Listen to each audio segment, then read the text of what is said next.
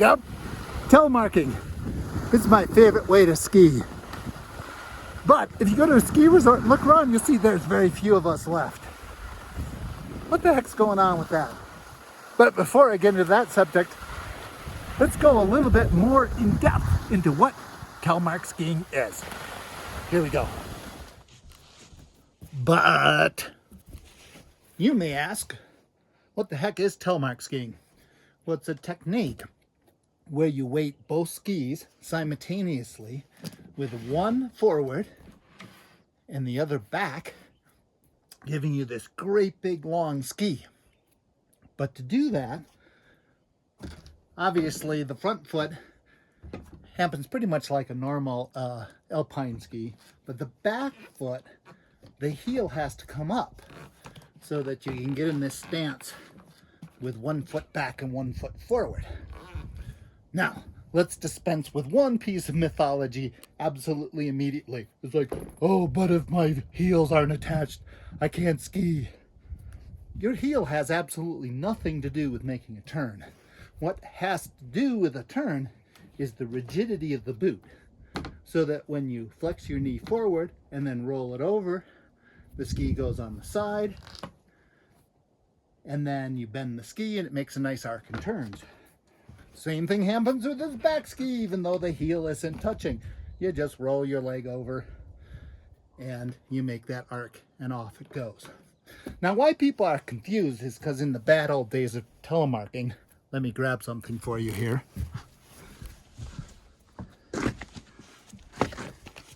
You had these super duper wimpy boots like this. If you grab the heel of the boot and the toe, you can see I can bend this back and forth and back and forth. So that means when I try and make my turn, the boot just flexes and none of the energy gets to the ski itself. With these plastic boots, this bends over, and regardless of what I do, I can't bend this boot. The ski just comes right up on edge. So the secret is not having your heel attached, which makes zero difference. The secret is having a torsionally rigid boot so you can drive your ski. Well, the other way would be like this. The other way would be like this. What's the other advantage of this? Well, you don't need a really long ski because both skis are getting weighted simultaneously. You have a tremendous amount of surface area at your disposal. And the other really cool thing is after you do this turn and you bring your feet together, there's this very natural unweighting as you go into the other side of your turn. So here you are, then you go here, come over this side, and every time you bring your feet together, it stands you up, unweights you, makes that transition from one turn to the other fantastic. Now, does this limit you? No. You want a parallel ski? You just parallel ski. And that's another of the great advantages of telemarking. You can do whatever you want. Telemark, parallel, whatever. But man, if you get a flat spot and you, push yourself along with your poles? Well, if you're telemarking because your heels aren't attached and the boot bends here at the bellows, you can just walk along nice and comfortable. Now let me give you my other skis to show you one other thing. Okay, hold on.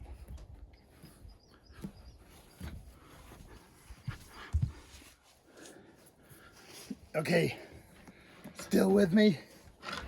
Here's my backcountry skis. And if your thought is, oh my God, Bill, they're even shorter than those other skis. Well, yeah, it's true. But once again, because I'm weighting both skis with 1 foot back and 1 foot forward, I have a ton of surface area because both of them are being used instead of just one at a time. And also look at that length I've got in my actual turning position. Now, why are these my backcountry skis? Is because they have an extra trick. Not only are my heels free like normal, I flick this switch and the boot can come all the way up here. Which means if I'm hiking into the backcountry where the real powder is. No, powder isn't the ski resort where you got to share it with 20,000 of your closest friends.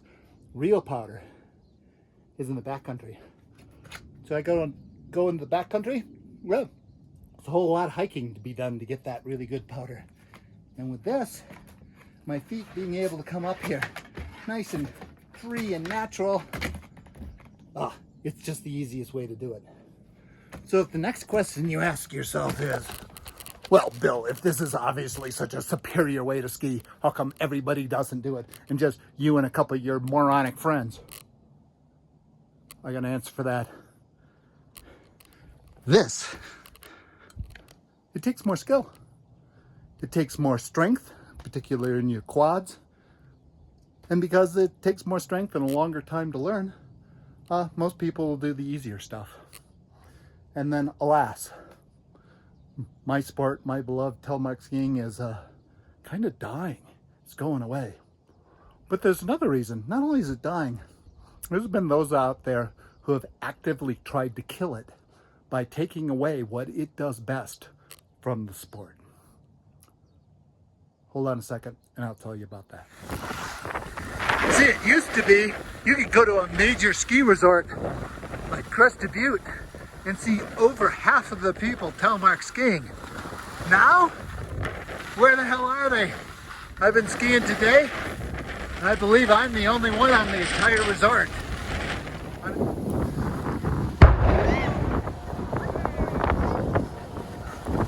Hear that boom? They're dynamiting the snow, trying to trigger avalanches to keep the ski resort safe.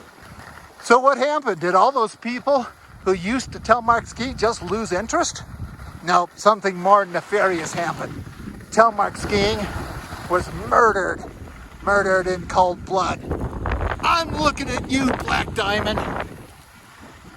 Because here's the thing, telemark skiing is about being lightweight backcountry machines that you can go and explore the great wilderness. But every year Black Diamond would bring out their telemark gear and it would get heavier and stiffer and heavier and stiffer till it was no longer really telemark gear at all. It was just alpine wannabe gear. And so at that point, why ski alpine wannabe when you can just ski alpine? And the sport has never really covered from that mindset. It's lost its roots, it's lost its soul, its spirit, its backcountry lightweight fun machine, and just turned into heavy overweight crap. It's like cars and SUVs. Only in this case, it's practically killed the sport altogether. There's very few advantages to being old, but one of them is if you were alive before a time of decline, then you got the advantage of getting your gear, in this case my telemark gear, long before things went to shit. And given that I'm in my mid-60s, I probably only got just another 10 years of skiing in me. And that means the gear I got will last me. But if you're getting into this sport right now, you're kind of screwed. All you got is this overweight, super stiff crap that doesn't understand what telemarking is all about. And so, tough luck for you. But who knows? Maybe by ripping on Black Diamond, they'll get all offended and go like, hey, we'll make a lightweight backcountry machine again instead of this overweight alpine wannabe stuff. Who knows?